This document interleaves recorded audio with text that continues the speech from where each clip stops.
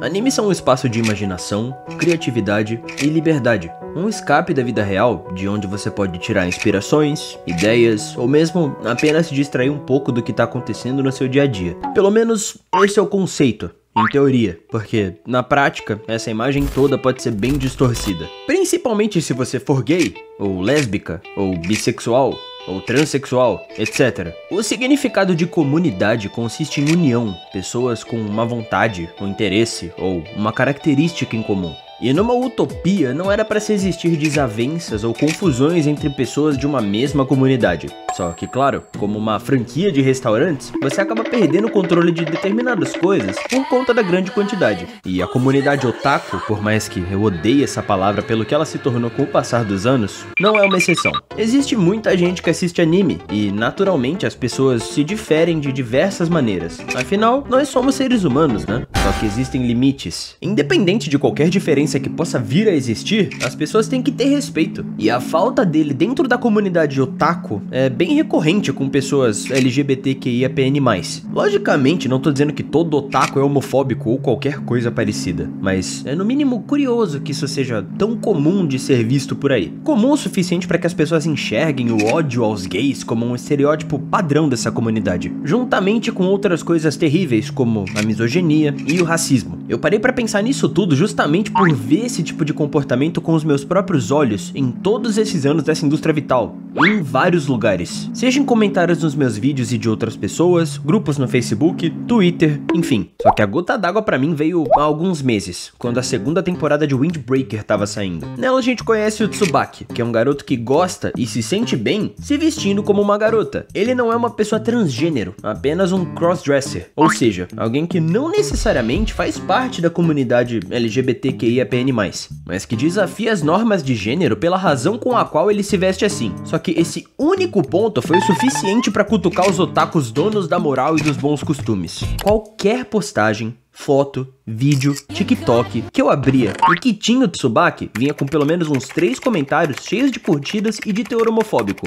Gente falando que dropou o anime depois da aparição dele, que a viadagem e a lacração chegou até nos animes. E isso me deixou incomodado, não consegui deixar de pensar que a gente voltou pra 1830 além desse tipo de coisa. Mas também não pude deixar de achar um pouco engraçado, puramente por ver essas pessoas pensarem que personagens LGBTQIAPN+, ou com características semelhantes, só começaram a aparecer em animes agora, sendo que isso é algo muito mais antigo do que muitas pessoas que gostam de comentar essas atrocidades. Evangelion foi lançado em 1995 e não só tem um protagonista bissexual, como também cenas explicitamente homoafetivas. O Dio, antagonista principal de JoJo's Bizarre Adventure, estava em plenos anos 80 se relacionando com o Pucci, um outro homem. Devilman Crybaby, apesar de só ter virado anime em 2018, lançou em 1972 e tem o Ryo, um anjo que assume uma forma masculina e se apaixona pelo Akira, um cara. Então isso definitivamente não é algo novo. A chamada lacração não tá sendo imposta a ninguém. Na verdade ela nem existe, porque pessoas LGBTQIAPN+,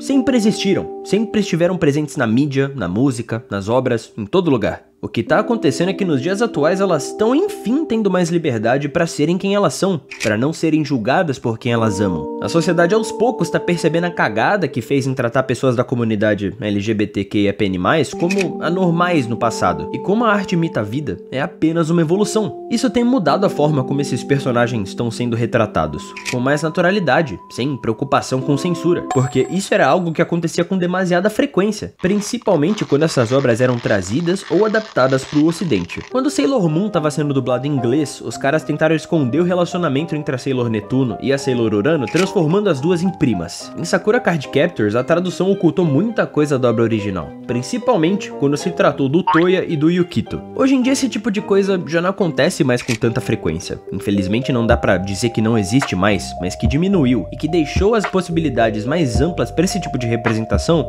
com certeza. Não só com personagens declaradamente queer em animes mais mainstream, como Boku no Hero, mas também com adaptação em anime de diversas histórias de romance entre dois garotos ou garotas, os famosos yaois e yuris. Tipo Yuri on Ice, que foi uma das principais obras responsáveis por alavancar e solidificar o sucesso do seu estúdio de animação, a MAPPA, que é a produtora de muitos dos maiores hits dos últimos anos, tipo Jujutsu Kaisen e Chainsaw Man, além de ter rendido o primeiro Anime of the Year no Crunchyroll Anime Awards pros caras, o que definitivamente não foi pouca coisa. Mas então, mesmo depois dessa evolução toda e da presença queer já muito bem estabelecida nos animes por muito tempo, por que esse tipo de comportamento continua existindo no meio otaku? Para falar a verdade, não existe uma única razão, tá mais pra uma quimera delas. Por muito tempo, ser otaku no Brasil foi sinônimo de ser zoado, na escola, no trabalho, até na família. Assistir anime, gostar de desenho japonês, era motivo pra apelido, piada e isolamento. Isso criou uma geração inteira de pessoas que se acostumou a viver à parte, se defendendo o tempo inteiro. O problema é que, em vez de transformar essa experiência em empatia, parte da comunidade fez o contrário, se fechou e virou um verdadeiro clube do bolinha.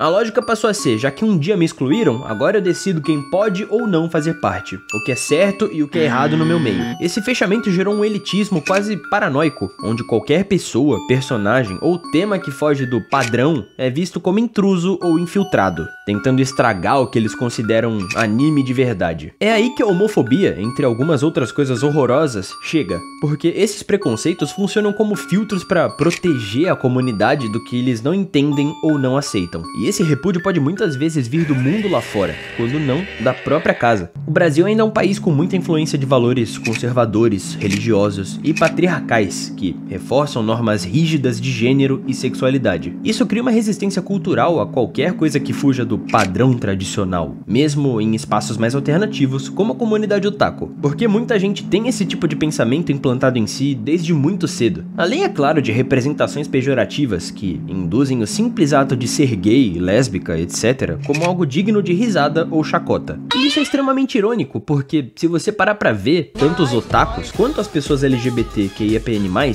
têm muitas coisas em comum nesse aspecto. Ambos os grupos já foram, e ainda são, ridicularizados, marginalizados e tratados como estranhos por uma parte da sociedade. Óbvio que com suas ressalvas, afinal você não corre o risco de ser assassinado ou espancado se você sair na rua com uma camiseta do Naruto, algo que até os dias de hoje acontece com os LGBTQIAPN+, só por saírem de mãos dadas com seu parceiro. Parte da comunidade otaku acaba reproduzindo as mesmas atitudes que um dia machucaram eles. E é nesse momento que a comunidade, que deveria ser um espaço seguro, vira um campo minado. Esse comportamento cria um ciclo vicioso. Quem for excluído ontem, exclui hoje, e assim continua. Mas a verdade é que o anime sempre foi plural, sempre teve espaço pra todo mundo nessa história. E essa pluralidade é justamente o que torna o meio tão rico e apaixonante. Só que quando esse tipo de comportamento se repete, ele só afasta cada vez mais pessoas LGBTQIAPN+, do universo dos animes e de tudo de incrível que eles têm a oferecer. Isso não só empobrece a experiência individual, mas também a própria comunidade. E no fim das contas, perde também a própria essência do anime. Um espaço onde você pode sonhar, experimentar e se ver em histórias que talvez não sejam possíveis no mundo real. Quando um grupo decide que só um tipo de pessoa ou narrativa merece fazer parte desse espaço, ele tá basicamente transformando a comunidade em algo monótono, previsível e limitado, tal como a mentalidade deles. E a real é que controle e arte não combinam. Diversidade não é uma ameaça, é combustível. No fim, a verdade é que os animes não precisam da aprovação de ninguém pra continuar mudando. Eles sempre foram diversos, plurais e vão continuar assim, independente de quem queira chamar isso de lacração. O que precisa mudar não é o anime, é a mentalidade de quem assiste. Eu pensei muito antes de fazer esse vídeo, ele já tá na minha lista de temas faz algum tempo, e por uma ressalva ou outra eu sempre achei melhor deixar ele pra frente, mas eu enfim tomei coragem, botei as cartas na mesa e resolvi colocar a ideia em prática. Espero que se por acaso isso caiu no colo de alguém que tenha esse pensamento fechado, ele tenha mudado, ou pelo menos feito a pessoa reavaliar a questão. Por favor, compartilhem a mensagem, a ideia. Não existe cabimento pra esse tipo de coisa em pleno 2025. E se por alguma razão você discordar disso, eu te convido a se retirar do meu canal, porque aqui não tem espaço pra você. Mas se você gostou desse vídeo, deixa o seu like, se inscreve, deixa um comentário para ajudar no engajamento, compartilhar alguma experiência, o que você quiser. E se for do seu interesse, considere se tornar um membro aqui do canal. Por R$5 tu já libera muita coisa maneira. A gente tá na meta de chegar nos 20k até o final do ano. Conto com a ajuda de vocês, estamos quase lá. E bom, eu acho que é isso, e muito obrigado por estarem aqui.